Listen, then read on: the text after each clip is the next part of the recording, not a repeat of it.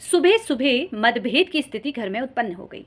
अब मामला इस कदर बढ़ गया कि पति ने तुरंत अपना ऑफिस का बैग लिया और बिना टिफिन ले जाए बिना वो ऑफिस को चला गया। और पत्नी अब दिन भर घर पर अकेली है और पत्नी ये सोचती रह गई कि आखिर ऐसा क्या हुआ कि हमारे बीच में मतभेद हुआ, या मेरे मुझको ये समझ नहीं पा रहे हैं। पति जो ऑफिस जाकर ये सारी चीज़ें भूल चुका है क्योंकि अपने कामों में वो व्यस्त है, वही पत्नी दिन भर ये सोचने में उसने अपना टाइम गंवा दिया। अब स्थिति ऐसी उत्पन्न होती है कि उसको लगता है कि अब मुझे ये बात किसी से कहनी है, क्योंकि दिन भर ना तो पति का फ़ोन आया है, ना ही पत्नी ने फ़ोन करने की कोशिश की। अब उसने तुरंत अपनी सहेलियों को या अपनी बहन को या अपने माता पिता को फ़ोन किया। फ़ोन करने के बाद उसने सारी घटना की जानकारी दी कि आज ऐसा ऐसा हो गया। अब वहाँ से कुछ उनको राय मशवरा दी जाती है। अगर देखा जाए तो बहुत सारी महिलाओं को जो राय मिलती है आज के समय में, वो बहुत नेगेटिव मिलती है। कहा जाता है कि भाई तुम्हें तो सहना नहीं है, तुम्हें अब तुम्हारे पति आए तो तुम्हें तुरंत ये कह देना है, या साफ साफ जो भी रीज़न था उसको आपको हल नहीं करना है बल्कि उस पर बहस करनी है, और एक बार में ही पहली बार में मना कर दो, क्योंकि तुम्हारा पति दोबारा ये कदम ऐसा ना उठाए, जो भी उनके बीच में कारण था। अब क्योंकि महिला का दिल हल्का हो गया बात करते करते, और अब शाम को जब पति आया, तो जब पति आया तो पति को भी ये दिल में था कि मेरी पत्नी ने ना तो दिन भर मुझे फ़ोन किया और ना ही ये कहा कि तुमने खाना खाया या नहीं खाया। और दोनों के बीच में अब बातचीत बंद। बातचीत एक दिन बंद हुई, दूसरे दिन भी यही सिलसिला शुरू हुआ। अब पत्नी ने टिफ़िन पति के लिए बनाकर रख दिया। दूसरे दिन पति ने अब अपनी तड़ी भी दिखा दी। उसने कहा मैं कल तो टिफ़िन लेके नहीं गया क्योंकि तुमने बनाया नहीं, तो मैं आज भी लेके नहीं जाऊंगा। और वो टिफ़िन लेके नहीं जाता है और दिन भर अपने कामों में व्यस्त रहता है। फिर पत्नी ने तुरंत दिन भर का काम किया और फिर अपने मायके या अपने फ्रेंड को फ़ोन किया, तो वहाँ से भी उनको कुछ सलाह दे दी जाती है। अब स्थिति अगर ऐसी ही चलती जाएगी तो यहाँ पर कभी भी आपके और आपकी पति के बीच में स्थिति सुधरने से रही, या इसको मैं ऐसे कहूँ कि अगर यही स्थिति रही पति की, तो कभी भी आपकी पत्नी और आपकी नहीं बनेगी।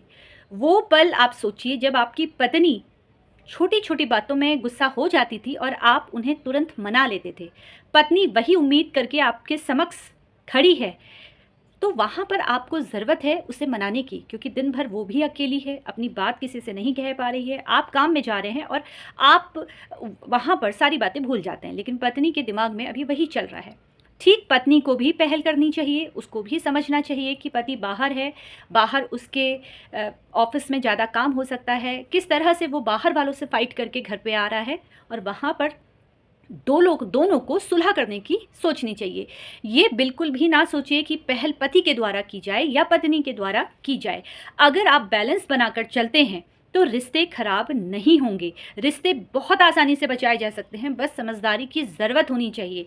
आप अगर इस तरह से महीनों तक बातचीत नहीं करते हैं, आप बिना बताए मायके चली जा रही हैं या अपने घर की बात किसी दूसरे से कह दे रही हैं, तो वो बहुत कष्टकारी होता है। ये सोच के चलिए कि आपके पार्टनर को कैसा फील होगा जब उसको ये पता चलेगा कि घर की बात बाहर चली गई है या सास ससुर की बात बाहर चली गई।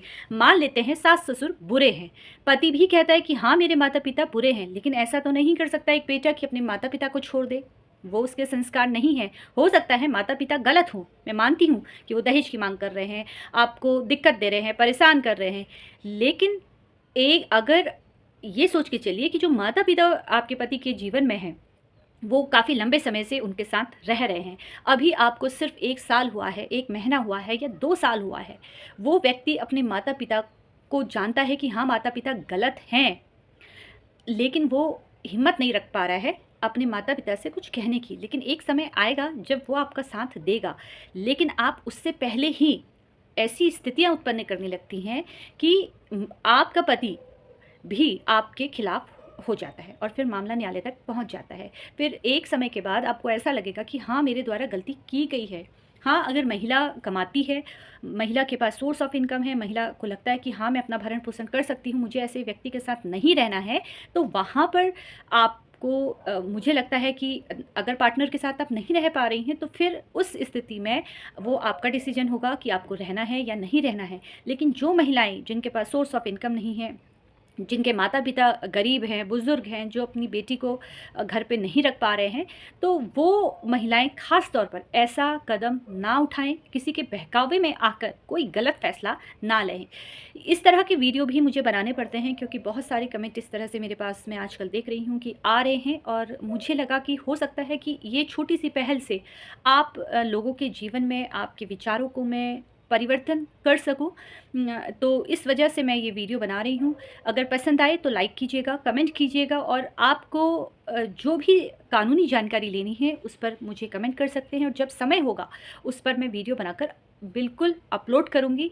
समय का अभाव रहता है, लेकिन फिर भी बहुत सारे प्रश्नों को कवर करने की कोशिश करती हूँ, नए-नए जजमेंट अपलोड करती हूँ। और जैसा कि बहुत सारे ऐसे कमेंट थे कि कुछ आप ऐसी बातें भी बोलिए जिससे घर परिवार जोड़ा जा सके, तो इस वजह से ये वीडियो बनाकर मेरे द्वारा अपलोड किए जा रहे हैं। फ़िलहाल इसी तरीके से मुझसे जुड़ते रहिए, और आपका क्या विचार है कमेंट करके अवश्य बताइएगा। धन्यवाद।